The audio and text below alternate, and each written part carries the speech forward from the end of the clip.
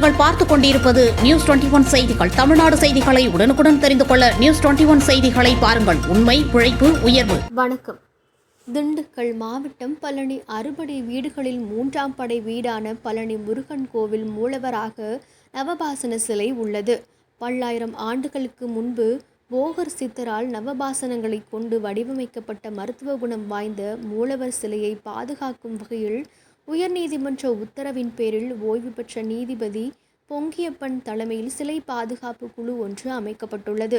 இந்த குழு அவ்வப்போது பழனி கோயில் மூலவரான நவபாசன சிலையை ஆய்வு செய்து அறிக்கை சமர்ப்பது வழக்கம். இதன்படி 4ஆம் தேதி ஓய்வு பெற்ற நீதிபதி பொங்கலியப்பன் தலைமையிலான நவபாசன சிலையை பாதுகாப்பு குழுவினர் பழனி மலைக்கோவில் ஆய்வு செய்தனர். இன்று காலை 9 மணி அளவில் பழனி மலைக்கோவிலுக்கு சிலை பாதுகாப்பு கமிட்டியினர் வருகை தந்ததை அடுத்து பிரம்மசுத்தி யாகம் நடத்தப்பட்டது.